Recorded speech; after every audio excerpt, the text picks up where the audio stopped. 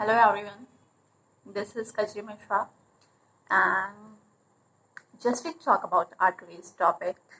So it's what are the learnings we can learn from the Japan, right?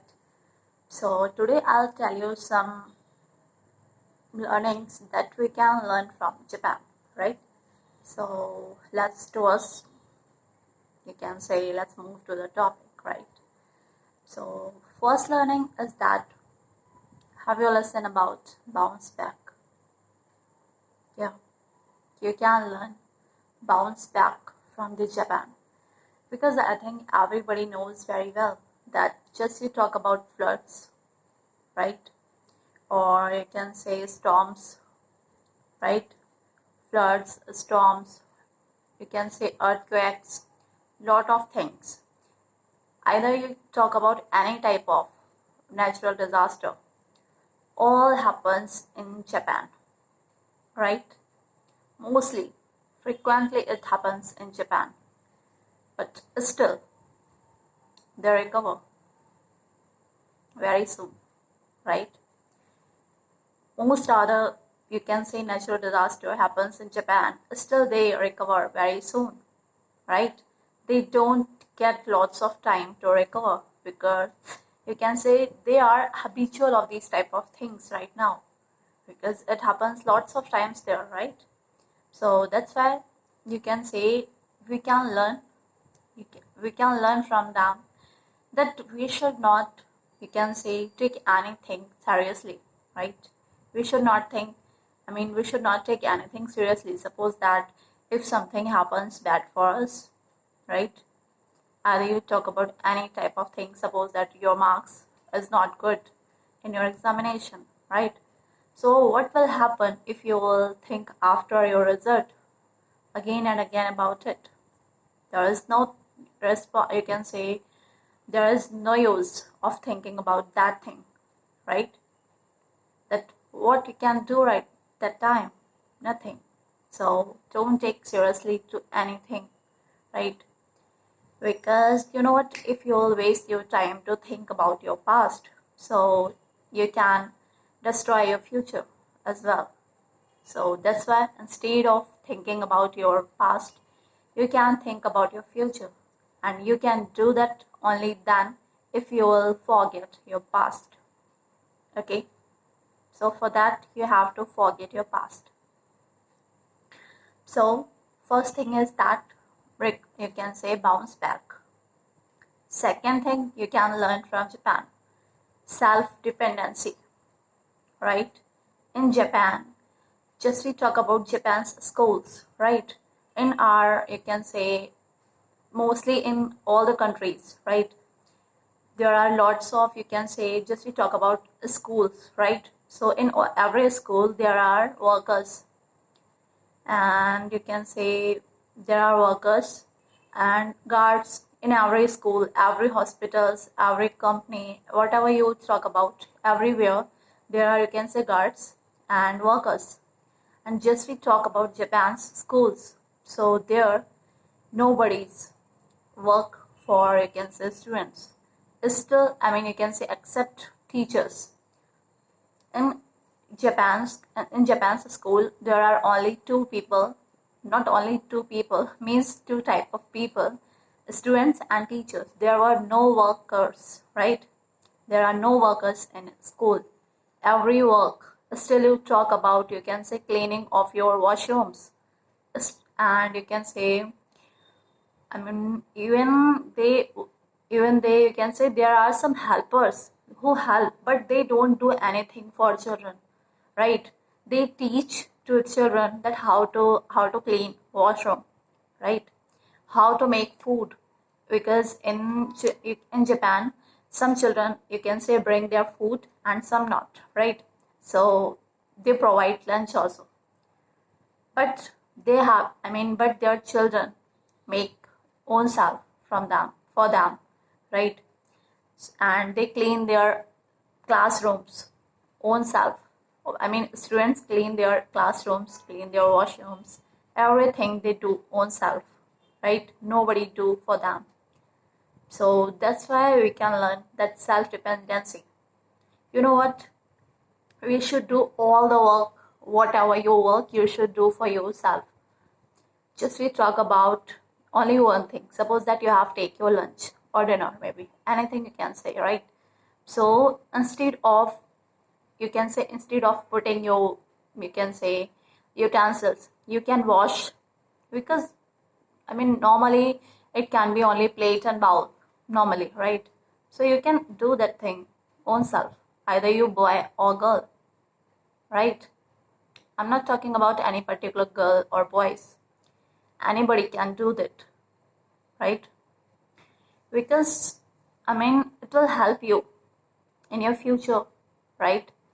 Either you can say, either you can say qualified or not, still maybe if you qualified, then obviously you will go to any hostels or you can say PGs, right? They provide your facilities, they provide you facilities, right? I can't deny with it that they can't provide or they don't provide it facilities to you, right? But still you have to do something for yourself. Suppose that if you wanna do, I mean you can say, if you wanna make something else for you, you don't like, you can say, mesh food, or you can say PG's food, right? Packed tiffin food. Just I talk about myself, so I don't like, I make myself. So yeah, that's why if you want to do something for yourself, to that time you can't do if you don't know that how to do it. So that's why try to do, you can say, self dependency. Try to maintain self dependency in a small work. It can be implement on anything, right? So second thing, self dependency. First thing, recovery, I mean you can say bounce back, and second thing, self dependency. And third thing you can learn from Japan, that is there are no, you can say, thieves. Nobody stole anything. Even you can say nobody used lock in their home. Even they went out from their house, still they never use lock, right? Because there are no thieves in Japan, right? Suppose that you can say you went there and your pocket, I mean you can say your, what we can say, just we talk about our, you can say, wallet, right? So if you went there and your wallet, I mean lost, you have lost your wallet, right? So you know what will happen now then if you will forget your wallet there? Then there you can say that people, if somebody, I mean you can say, found your wallet, then they will provide you, however they can provide, they will provide you, right? If you have forget your, if you have lost your wallet there, you don't need to think about that somebody will stolen and what will happen, right? They will provide you your wallet anyhow, they have to provide, they will provide. There are no stolen, right? Nobody use their locks, right? So they have independency, they don't have fear, right? That somebody will, I mean stole their something, you can say, some important things. And that is third thing, right? And just we talk about fourth thing. So that is, I think you have listened about it, that is Pareto Principle, and it also known as 80-20 principle, right? I think you have listened about it because it is mostly, you can say, it is used in management syllabus, right? Right. Management, you can say, courses. It is mostly used in management courses. So you have, I think, listened about it, maybe. So just we talk about Pareto Principle, you can implement it in your real life also, right? Pareto Principle is that either you talk about your house or you can take any type of example. First thing you can take, suppose that there is your examination, right? So instead of reading complete book, you can read only that 20% data that will help you and that you are confirmed that it will be in your examination, so you can read only that data or material. It will help you, right, instead of reading complete book. So they use this type of things there. 80-20 principle. And other example is that there you never find lots of material in Japan's house. You can say in normal countries there are, in every room you will find, how much rooms in your house, that the same number television will be in your house, right? Same number of, you can say, bed, right? Bed will be in your house.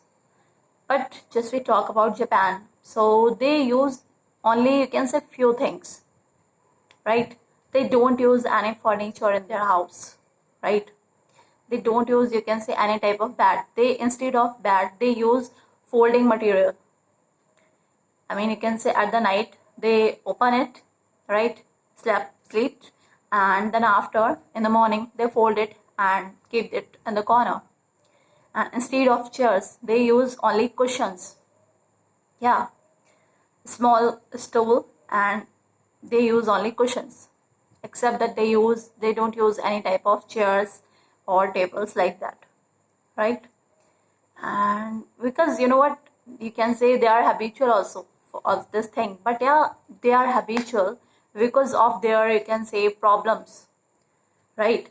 Because there are, every time there are, I have already shared you that there are lots of, you can say, natural disasters. So that's why they don't keep extra, you can say, extra material for their, in their house.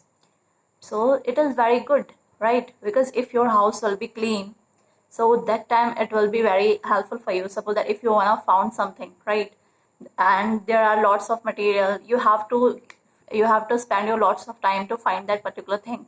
But if your house is clean, there are only few things, so that time you can found that thing easily. It can save your time, and you can save that time, you will feel satisfaction, right? So, and you can save your money also, instead of wasting all your money on extra things that are not, you can save for use. So you should not use these type of things in your house, right? So the never, you can say, they don't use, like, television in Japan. In every room you will not find lots of material in their house. So what are the things you have extra in your home, so you should not keep it in your home. You can give it to another people, right? So yeah, these are the things. I hope you'll like it. So if you like it, so please like, comment and subscribe to my channel. Thank you so much guys for watching.